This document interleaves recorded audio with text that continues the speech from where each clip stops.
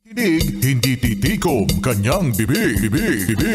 Sa taglay niyang kulit, tsak ika'y mapapaibig. Ang bibi mo at ang bibi ko. I love you! Love you, pare. Bibo! Bibo!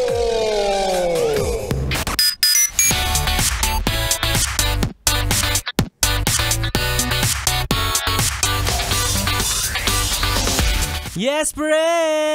101.1 Yes FM at kasama mo na ang bibi mo sa radyo, DJ B-Boy Bibo!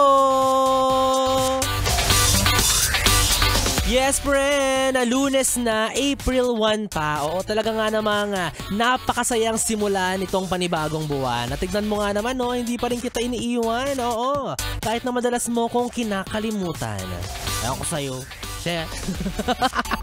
Nagsasabi mo na ng bibo, nagpapa-importante ka na naman. Okay ka naman, nagbibiro lang ako. Yes, friend, alam mo bang kagaya kita na nabitin? Oo, nabitin dahil tapos na ang isang linggong pagre-relax, pagpapahinga, ano pa ba, at paghila-hilata. Yan, di ba? Tuloy na naman ang paghahanap buhay. Oo, balik trabaho na naman tayo at for sure, yung iba sa atin ay nakalimutan na kung paano ginagawa yung trabaho. Parang ako na medyo nakalimutan na kung paano magsalita. Oo, kasi this past few days, puro lang ako pagtulala. Pero well, ganun talaga ang buhay. Oo, buhay nating mga alipin ng salapi. Kung hindi ka magtatrabaho, wala kang sweldo.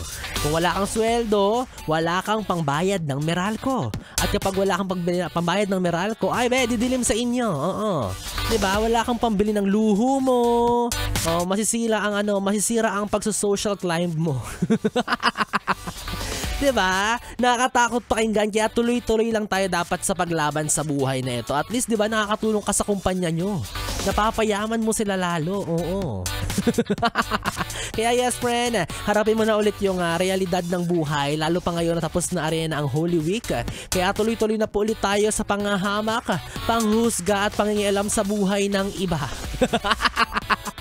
Okay, joke lang, huwag yung gagawin nyo na. Business as usual tayo. Yan tayo eh. Banal lang sa loob ng isang linggo tapos balik na naman sa pagkadimunyo. Sabi ni ate, ikaw lang biboy-bibo, no? Kaya di ako lang. Kaya, naway sa mga nakalipas na araw ay nahanap mo ang sarili mo. Alam kong bitin yan. Dahil Holy Week lang. Sana ginawang Holy Month, no? Para nasagad-sagad na yung pagpapanggap mo.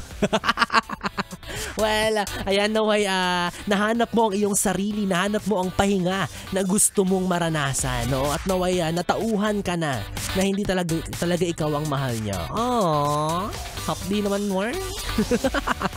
April na, yes, pre, no? Hindi porket April Fool's Day ngayon, ilolokohin mo na rin yung sarili mo na ikaw yung totoong gusto ng taong mahal mo. Hindi ganun yun. Oo, tama na sa pagpapanggap.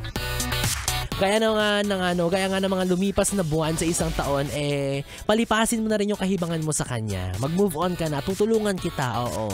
Alam kong sinabi ni Lord na mahalin mo ang kapwa mo, pero ako naman magsasabi sa'yo na huwag mo namang kalimutan yung sarili mo.